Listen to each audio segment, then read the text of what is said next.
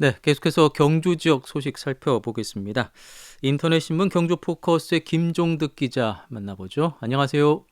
예, 안녕하십니까. 예. 자, 올 들어 개정된 지방자치법이 시행이 되고 있는데요. 그 지방의회의 권한과 또 책임을 주기 위해서 표결 실명제가 도입됐는데 보완 필요성이 제기되고 있다고요? 예, 그렇습니다. 이 지방자치법 1988년에 이른바 민주화 이후에 처음으로 전부 개정된 이후에 여러 절차들을 거쳐서 32년 만에 개정된 지방자치법이 올해 1월 13일부터 전면 시행이 됐습니다. 예. 방금 말씀하신 대로 지방의회 권한, 책임, 또 지자체 권한 이렇게 확대를 하면서 그중에 또 지방의회 표결에 대해서도 책임성과 투명성 강화하자 이런 차원에서 기록 표결을 의무화를 하고 있는데 네. 근데 정작 찾아봤더니 이게 기록 표결 의무화라는 것이 본회의에만 해당이 돼서 보완이 음. 시급한 것으로 지적이 됩니다. 지방의회의 경우 중요한 의안 결정 대부분이 상임위원회에서 결정이 되고 이 본회의는 상임위원회에서 가결된 안건을 거의 대부분 형식적으로 의결하는 경우가 대부분인데 이 상임위 표결에 대해서는 기록 표결이 의무화하지 않음으로 해서 지방의회 표결에 대해서 책임성, 투명성 음. 강화한 그 취지와는 좀 어긋난 것 아니냐 이런 지적 나오는 겁니다. 네, 기록 표결이 본회의만 적용이 되고 상임위에서는 일단 적용이 안 되는 그런 상황인 거군요. 적용이 안 된다라고 해석을 하는 것은 사실은 좀 맞지 않는 해석 같고요. 예. 이게 지방자치법 이번에 그 74조를 보면 개정된 지방자치법에서 본회의에서 표결할 때는 그 기록 표결로 가부를 결정한다 이렇게 명시를 해두고 있고 예. 예외 조항으로 의장, 부의장 선거라든가 의장, 부의장에 대한 불신임, 자격 상실, 이른바 인사에 관한 사항 이런 것들은 무기명 투표로 표결한다 이렇게 규정을 하고 있습니다. 음.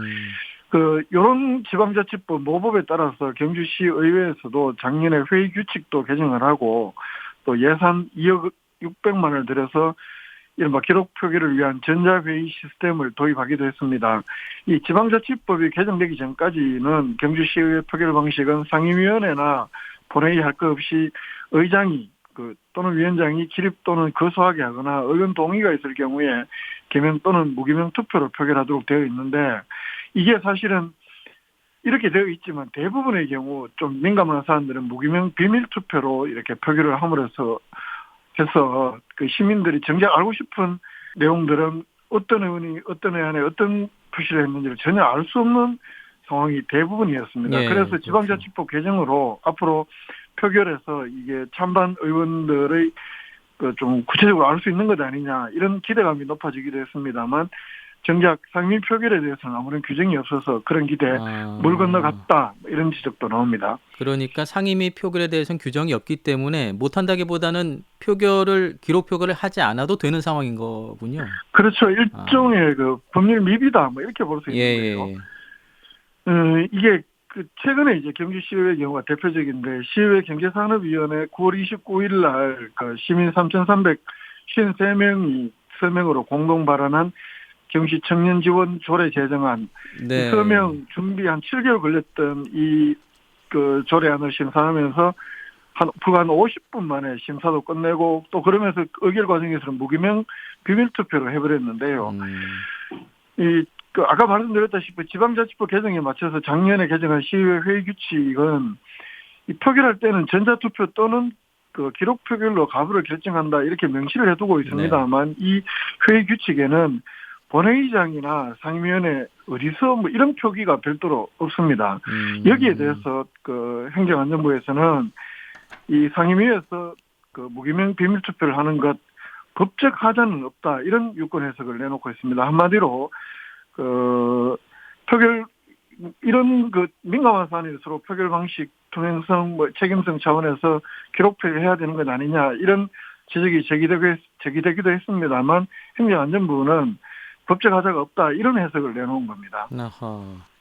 아니, 어떻게 해석을 했길래 이렇게 나올 수 있을까? 이게 뭐 무효 가능성도 얘기할 수 있는 거 아닌가요? 이렇게 되면? 그렇죠. 이게 이제 경주 포커스의 경우도 무효 가능성이 크다 이렇게 제기를 했었는데 예. 무엇보다도 법 개정 취지하고 안 맞는 것 아니냐 이렇게 음, 제기를 했었는데 행정안전부에서는 공식적인 문서로 답변이 이렇게 내려옵니다. 이 표결 방법을 규정한 경주시의회 회의규칙 제45조는 모법인 그 지방자치법 제74조 규정에 의해서 본회의에서 표결할 때로 하는 거다. 이게 이 모법에 따라서 만든 것이기 때문에 그 별도의 상임위 표결 방법에 대한 규정은 없는 것으로 사료가 된다. 즉, 그 시의회 규칙이 지방자치법에 따라서 만든 것이기 때문에 이 상임위 표결 과정까지도 지방자치법 어디에도 상임위 표결에 대해서 기록 표결을 의무화한 것이 없고 따라서 지방의회에서 이 기록 표결 상임위에서 하지 않아도 위법은 아니다.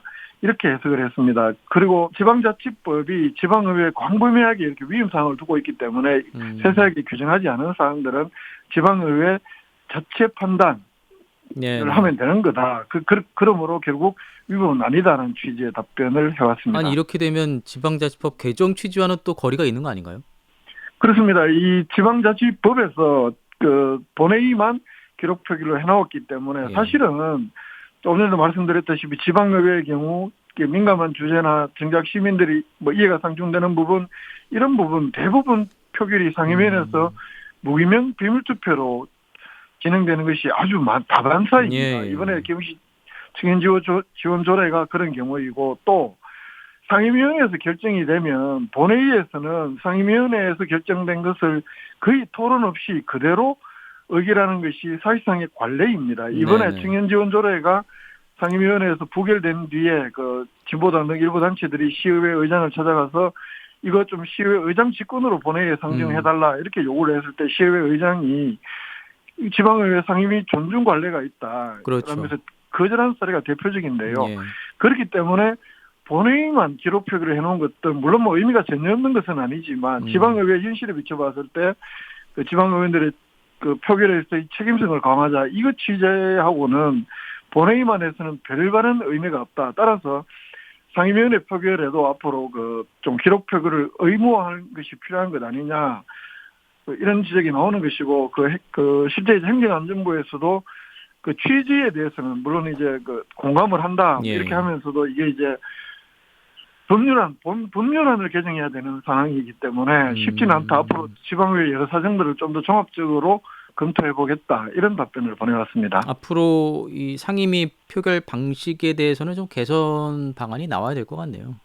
이게 이제 법률에서는 의무화하지 않더라도 이 모법 개정 취지가 그 의원들의 표결에 대한 책임성, 투명성 강화다 그렇죠. 여기에 예. 좀 공감을 한다라면 네. 아주 예외적인 상황을 제외하고는 그 기록 표결을 하는 것이 원칙으로 하고 좀 그렇게 예. 돼야 될 것으로 보입니다.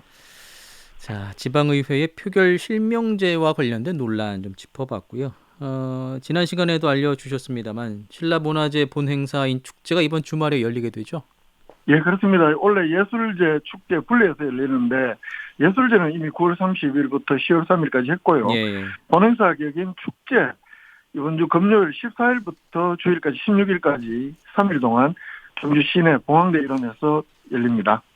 뭐 행사가 좀 다양해요. 화백제전, 뭐 아트마켓, 낭만 예. 야시장 뭐 이런 것들이 준비가 되는 것 그렇습니다. 이 같아요. 화백제전이나 이런 화백제전은 특히 올해 처음 보이는 행사인데 14일 오후에 왕추대식 실제 이제 그 원래는 그 박예끝의 왕추대식을 한다고 하는데 예. 실제 이제 박씨 후손들도 참여를 한다고 하고요. 그리고 그 봉황대 일원에서 3일 동안 그 봉황대 광장에서 거리예술 또 버스킹 55개 팀 이런 것들이 좀 색다른 볼거리로 보이고 또 행사 기간 14일부터 16일까지 매일 오후 7시부터 자정까지 봉황대에서 중앙로로 이어지는 이 구간에 그 이른바 낭만 야시장 달빛 란장이 열리는데 이건 여기에 실제 영업을 하시는 경주에서 분들이 거리 야시장을 하는 거기 때문에 예. 그 볼거리 또 지역 경제 활성화 두 마리 토끼 동시에 잡을 수 있을지 주목됩니다. 이 기간 동안에 경주를 찾는 분들 참 많으실 것 같아요. 예, 그렇습니다. 그런데 이 16일 일요일의 경우에는 예. 또 동아 마라톤 대회가 있어서 아. 오시면 그 전날 미리 오시는 게 좋을 것 같아요. 네네. 한 가지 소식만 더 알아보죠. 외동산업단지에 그 노동자를 위한 복합문화센터가 신축된다고요? 예. 그 외동산업단지에 이건 뭐 단순히 노동자들만을 위한 시설은 아닌 것으로 보입니다. 예. 노동 북카페라든가 뭐 헬스케어 센터 이런 노동자들을 위한 시설도 있고 또 입주기업 홍보실이라든가 이런 것들 그래서 기업과 노동자 모두를 위한 복합문화센터다 이렇게 보이는데요. 이게 그 산업통상자원부 공모사업에 경주시가 선정이 되면서 국비 27억 지원을 받고 지방비 34억 원 더 보태서 61억 원으로 신축을 한다고 합니다. 어쨌든 뭐 산업단지에 근무하는 분들을 위한 문화센터라면 규모도 꽤 크겠네요. 그렇습니다. 이게 뭐 외동산업단지가 굉장히 넓습니다. 예, 지역도 그렇죠. 넓고 한데 요건 일단 외동은 문산리에 그 연면적이 1,500평방미터 지상 3층 규모로 짓게 되는데 2025년까지 완공할 예정이라고 하는데요. 산업단지라고 하면 뭐 되게 좀 삭막하다 실제로. 그 노동자들의 휴식 공간이라든가 기업들의 어떤 전시 공간, 기업들의 정보 교류 공간 이런 것들이 거의 없다고 봐야 되는데 이번에 네. 외동에 처음 들어서는 시설이고 제 개인적으로는 이런 시설들이 여건만 된다면 좀 더 곳곳에 많이 음, 들어서서 노동자들 뭐 굳이 노동자 기업들 분리하지 말고 한 예, 공간에서 예. 함께 소통도 하고 뭐 이렇게 맞습니다. 될 수 있는 공간들이 많아지면 더 좋은 것 아니냐 이런 생각도 듭니다. 물론 예산의 문제는 있겠지만 다른 잡기더라도 이런 데 좀 많이 할 필요는 있는 것 아니냐 이런 생각도 듭니다. 이 문화센터 언제 완공되나요? 2025년에 완공할 예정입니다. 아, 알겠습니다. 자, 경주 지역 소식 정리해봤습니다. 경주 포커스의 김종득 기자였습니다. 고맙습니다. 예, 고맙습니다.